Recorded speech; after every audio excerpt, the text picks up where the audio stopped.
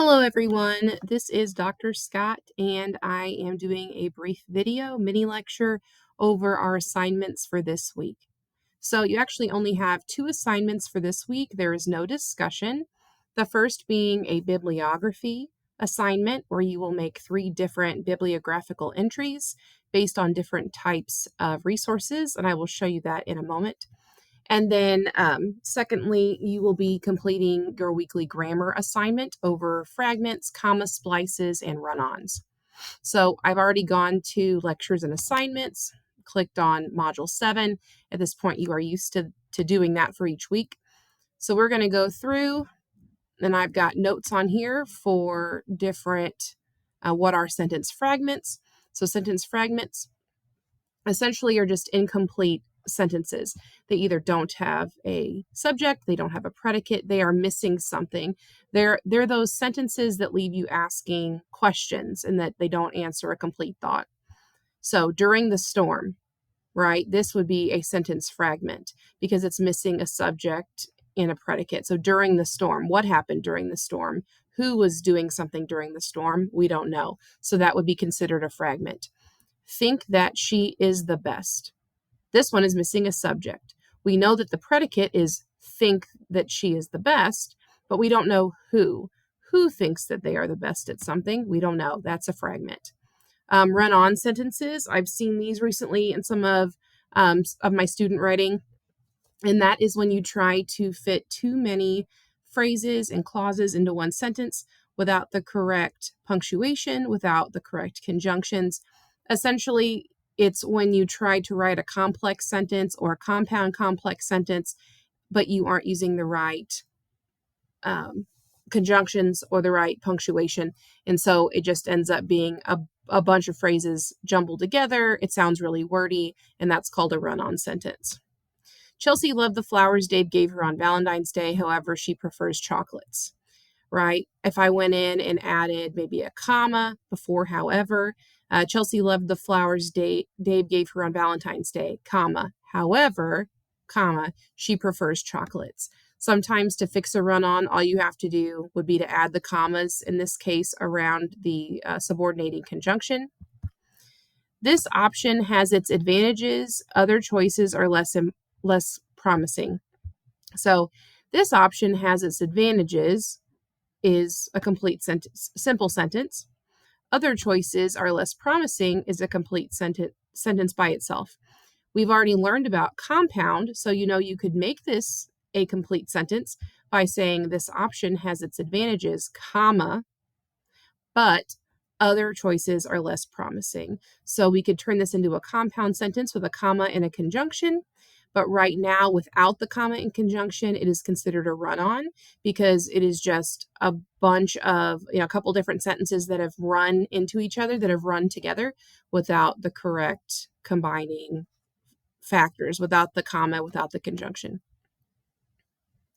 So, comma splice is an instance of a comma splice, of using a comma to link 2 independent clauses. So Charlie read the book, his sister watched the movie. And then I show how you would correct this. You could say Charlie read the book, comma, but his sister watched the movie. Or Charlie read the book, period, his sister watched the movie. In this case, it's almost like instead of making it a compound sentence with a comma and a conjunction, they just forgot the conjunction. So they tried to just slap a comma between the 2 complete thoughts and make it a sentence, but that's actually not a sentence. So a comma splice would be like, I am exhausted. I have to finish my homework. You can hear that those are 2 separate complete thoughts. So you can either correct it by turning it into 2 different simple sentences, or correct it by taking those 2 simple sentences and turning it into a compound with a comma and a conjunction.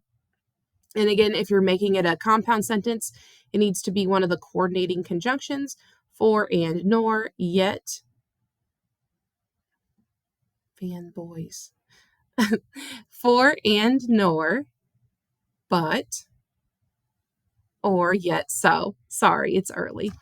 And then the rest goes over bibliographies. A bibliography is essentially just how we give credit for the sources that we use in our writing. I've noticed that sometimes in my students' writing, they will quote a study or they'll quote an article, and then they never tell me what website they got that quote from. They never tell me what the name of the article was or where I could find that on the internet. And what happens is, what we run into is, when you don't have a bibliography, when you don't cite your sources, then that's considered plagiarism, which, as you know, plagiarism can end you in either zeros on assignments or failing courses. So make sure that if you use something as a reference, like a book or a website, that you are then giving credit. So we are doing MLA, which is just the type of citation. Some colleges do APA, we do MLA. MLA citations, compare what the citation website helps you. If you use a website, just be careful, because every year or two they come up with changes to what MLA should look like, what APA should look like. So sometimes the auto generating websites like Citation Machine aren't always correct. So if you want to see different MLA citation examples, you can go to this link and it'll give you examples. But I put in 3 examples here, and as long as your assignment is formatted like this, you will get all the points. So a book by one author. You're going to need to find a book that's by one author, like Margaret Atwood.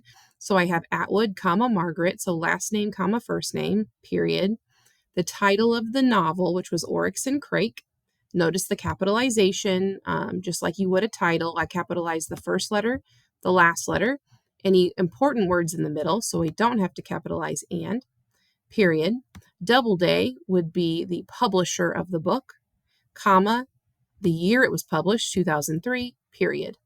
So when you go to do your homework, it will ask for a book by one author, an article in a magazine or journal with one author, and an article from the academic one-file database.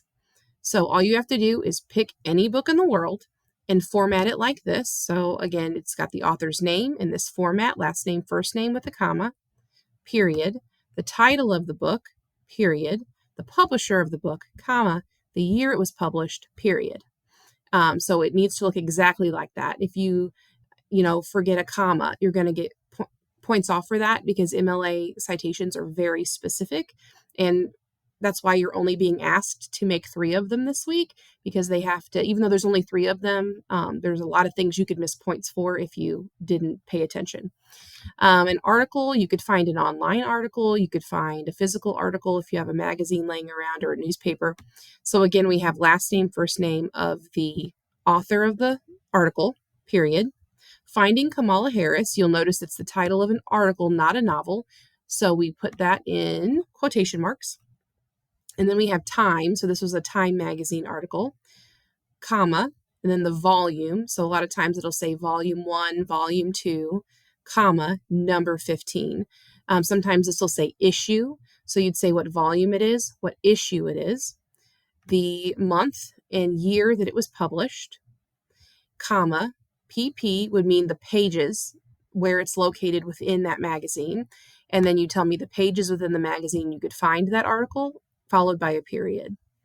So again, if you want more examples, you can go to this website, but as long as you take your article and you're formatting your bibliographical entry exactly like this with the correct information, you will get all the points. And then lastly, you're going to find an article from the academic OneDrive database, and I'm going to show you how to get there. So what you're going to do is you're going to go over here to Library, and then we're going to go to Resources. Under Resources, the very first thing you'll see is Academic OneFile. Now you'll have to log in.